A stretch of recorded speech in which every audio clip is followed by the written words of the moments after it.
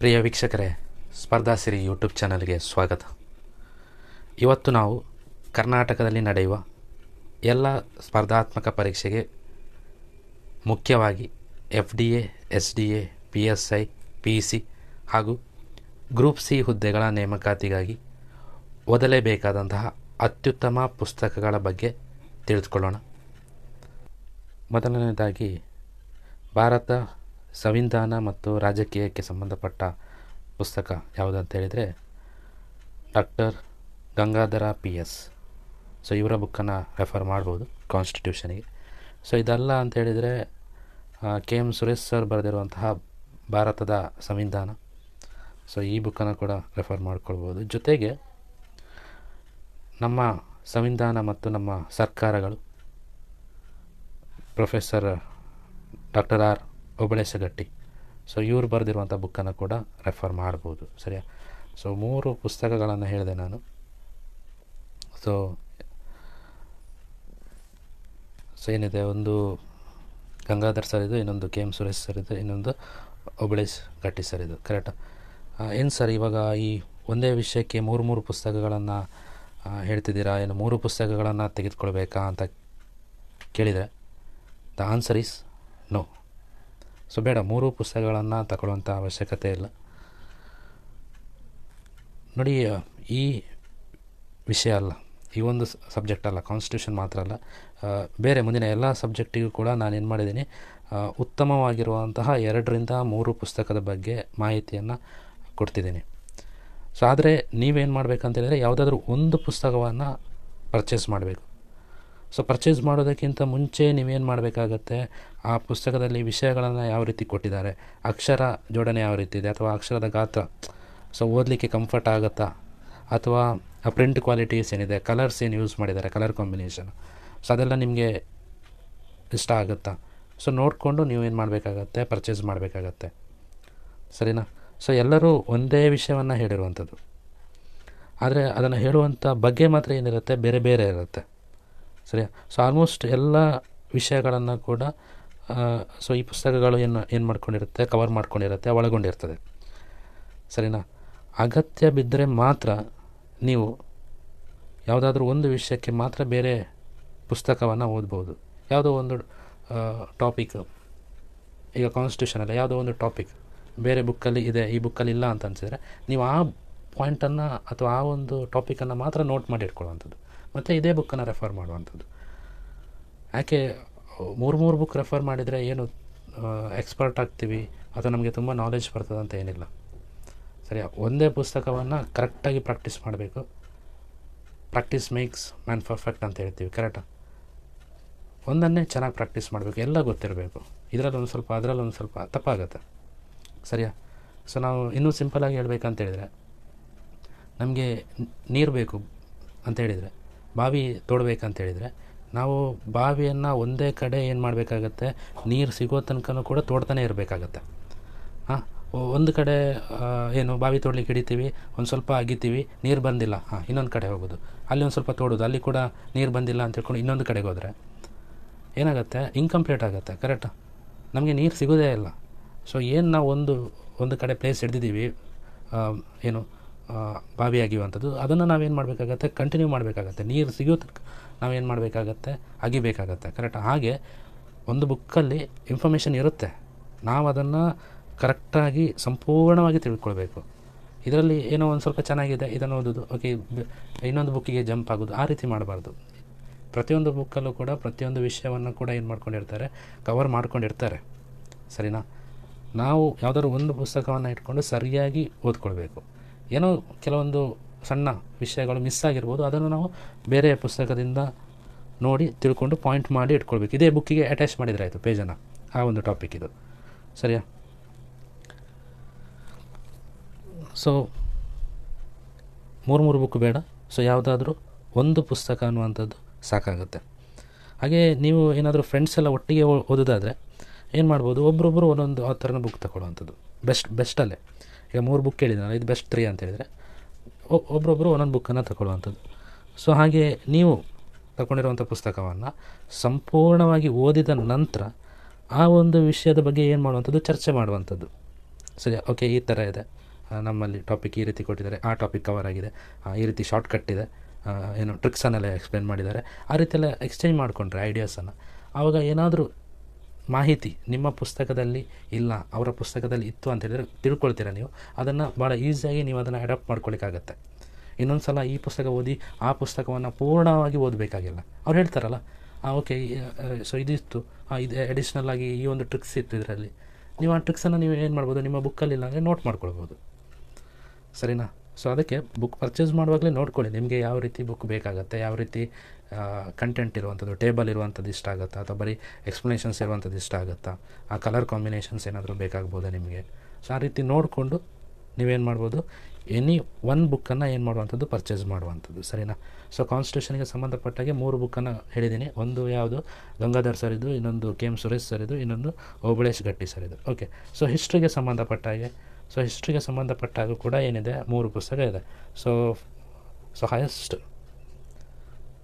Selling book ಅಥವಾ ಹೆಚ್ಚಾಗಿ refer ಮಾಡುವಂಥ ಬುಕ್ ಅಂತ ಹೇಳಿದರೆ ಅದು ಸ್ಪರ್ಧಾ ಇತಿಹಾಸ, ಆರ್ ಮಂಜುನಾಥ್ ಸರ್ ಬರೆದಿರುವಂಥದ್ದು. ಸೊ ಅದಿಲ್ಲ ಅಂತ ಹೇಳಿದರೆ ನೀವೇನು ಮಾಡ್ಬೋದು, ಇತಿಹಾಸ ಸಂಜೀವಿನಿ, ಶರಣಯ್ಯ ಭಂಡಾರಿ ಮಠ ಸರ್, ಸೊ ಆ ಬುಕ್ಕನ್ನು ಕೂಡ ರೆಫರ್ ಮಾಡ್ಬೋದು.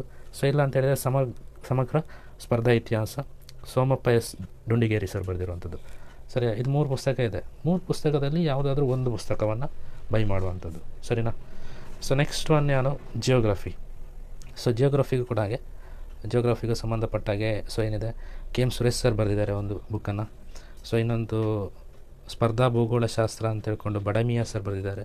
ಇನ್ನೊಂದು ಭೂಗೋಳ ದರ್ಶನ, ಯಾರು ಈರಣ್ಣ ಪಟ್ಟಣ ಶೆಟ್ಟಿ ಸರ್, ಇವರು ಕೂಡ ಬರೆದಿದ್ದಾರೆ. ಸರಿನಾ? ಸೊ ಈ 3ರಲ್ಲಿ ಯಾವುದಾದ್ರೂ ಒಂದು, ಸೊ 3 ಬುಕ್ ಚೆನ್ನಾಗಿದೆ. ಆ 3 ಬುಕ್ಕಲ್ಲಿ ನಿಮಗೆ ಯಾವುದು ಇಷ್ಟ ಆಗುತ್ತೆ ನೋಡಿ ಪರ್ಚೇಸ್ ಮಾಡಿ.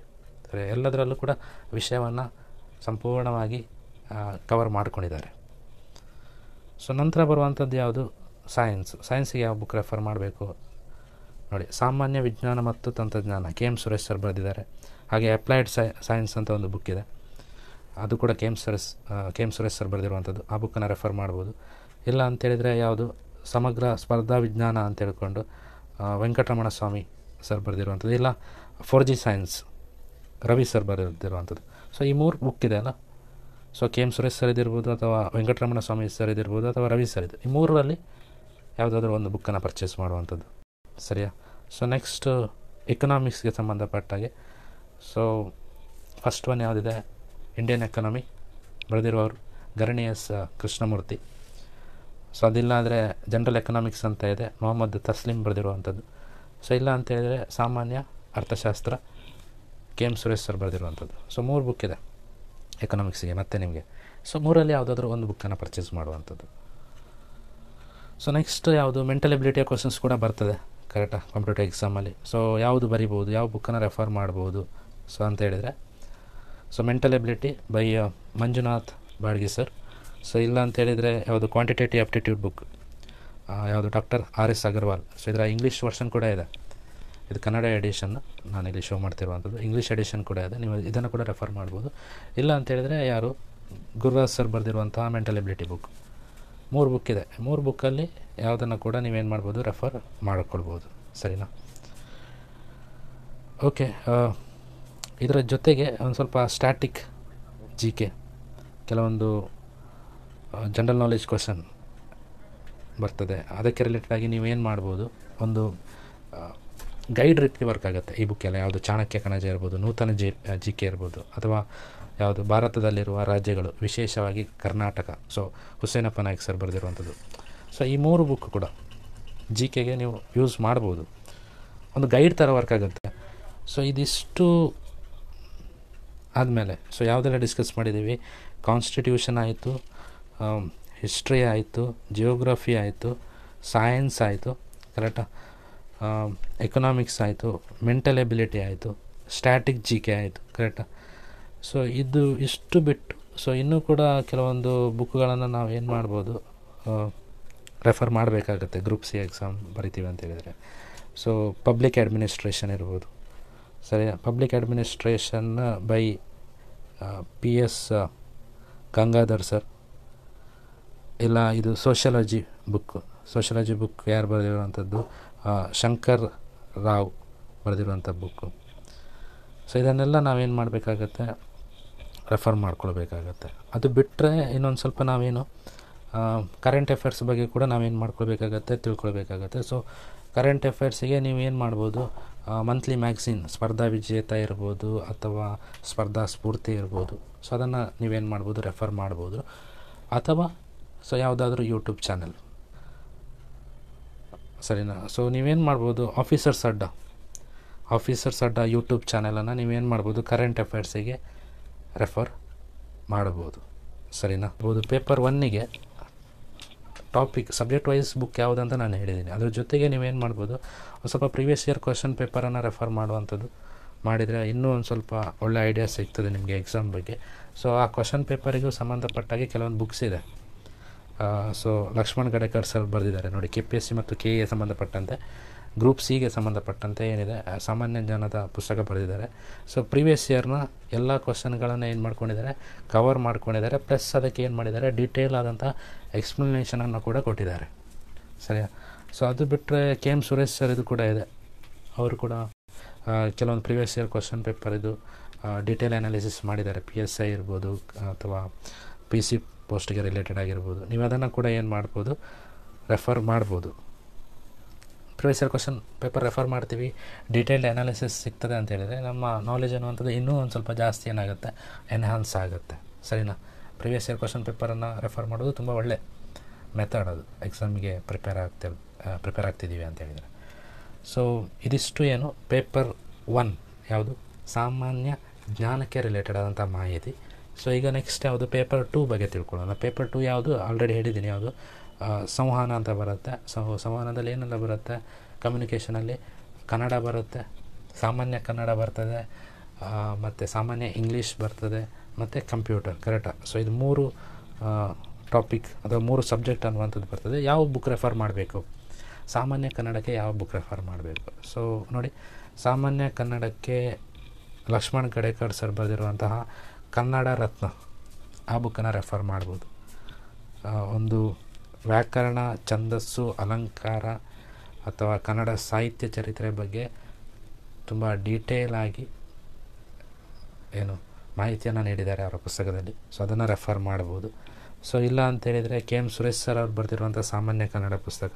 ಸೊ ಇದರಲ್ಲೂ ಕೂಡ ಹಾಗೆ ಕನ್ನಡ ವ್ಯಾಕರಣ, ಅಲಂಕಾರ, ಸಾಹಿತ್ಯ ಚರಿತ್ರೆ ಇದೆ. ಅದ್ರ ಜೊತೆಗೆ ಪ್ರೀವಿಯಸ್ ಇಯರ್ ಕ್ವಶನ್ ಪೇಪರನ್ನು ಕೂಡ ಅನಲೈಸ್ ಮಾಡಿದ್ದಾರೆ, ಅದಕ್ಕೆ ಸೊಲ್ಯೂಷನ್ ಕೂಡ ಕೊಟ್ಟಿದ್ದಾರೆ.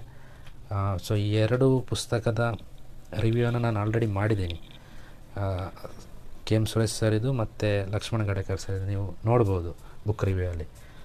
ಸೊ ನಿಮಗೆ ಯಾವುದು ಬೇಕು, ಬರೀ ಕಂಟೆಂಟ್ ಮಾತ್ರ ಸಾಕು ಅಂತಿದ್ರೆ ನೀವೇನು ಮಾಡ್ಬೋದು, ಲಕ್ಷ್ಮಣ್ ಗಡೇಕರ್ ಸರನ್ನು ಬರೆದಿರುವಂಥ ಬುಕ್ಕನ್ನು ರೆಫರ್ ಮಾಡ್ಬೋದು.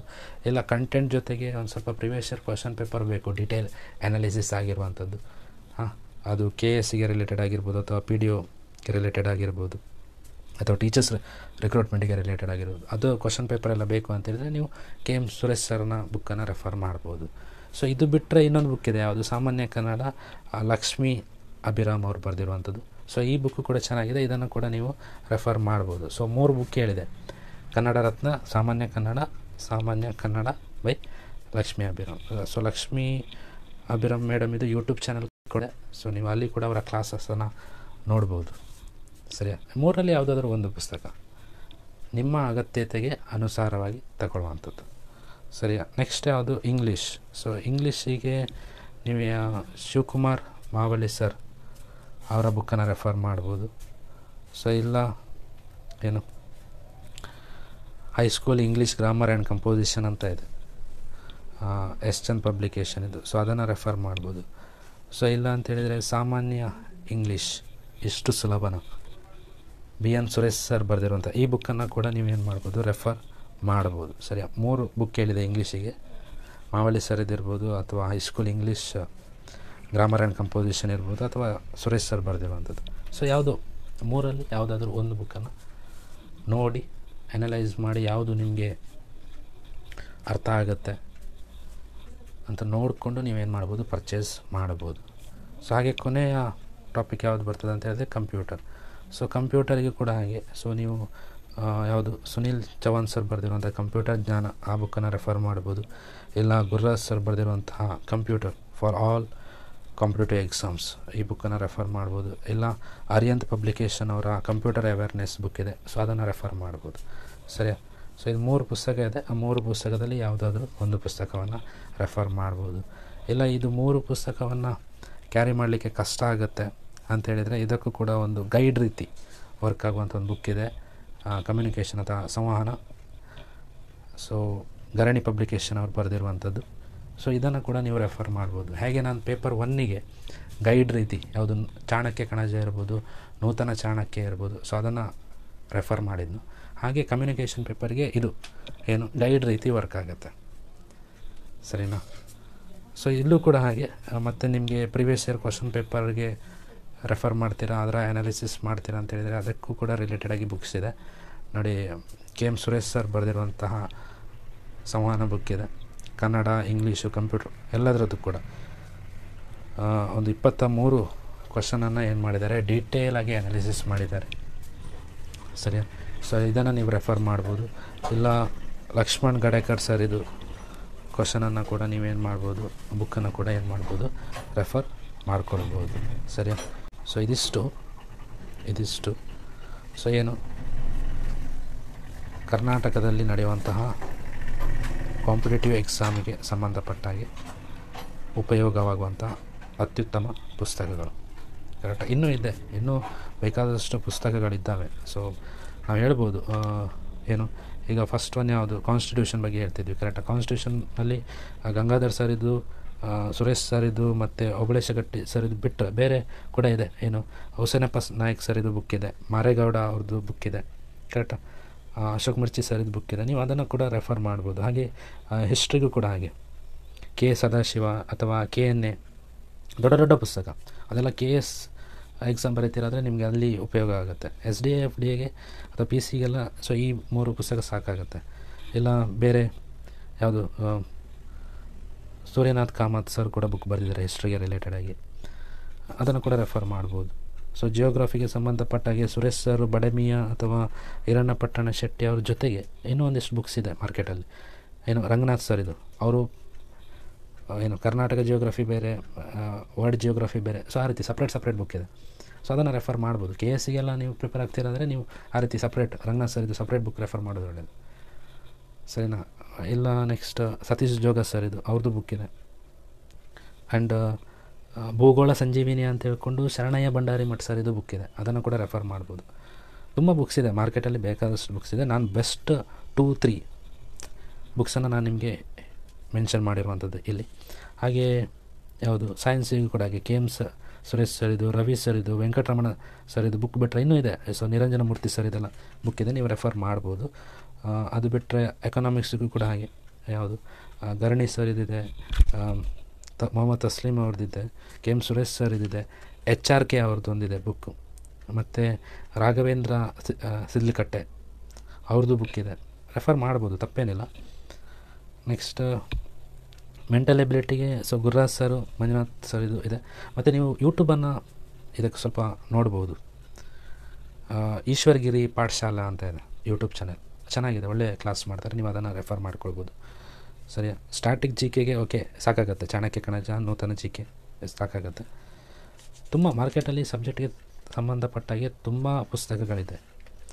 ಸೊ ಅದರಲ್ಲಿ ಏನು ಬೆಸ್ಟ್ ಬುಕ್ಸ್ ಏನಿದೆ ಅದನ್ನು ನಾನು ಇವತ್ತು ನಿಮಗೆ ತಿಳಿಸಿಕೊಟ್ಟಿರುವಂಥದ್ದು. ಸರಿಯಾ? ಸೊ ಈ ವಿಡಿಯೋ ನಿಮಗೆ ಇಷ್ಟ ಆಗಿದೆ ಅಂತ ತಿಳ್ಕೊಳ್ತೀನಿ. ಸೊ ಈ ವಿಡಿಯೋ ನಿಮಗೆ ಇಷ್ಟ ಆಗಿದರೆ ದಯವಿಟ್ಟು ಲೈಕ್ ಮಾಡಿ, ಹಾಗೆ ಇದನ್ನು ನಿಮ್ಮ ಫ್ರೆಂಡ್ಸ್ ಜೊತೆಗೂ ಕೂಡ ಶೇರ್ ಮಾಡಿಕೊಡಿ. Thank you.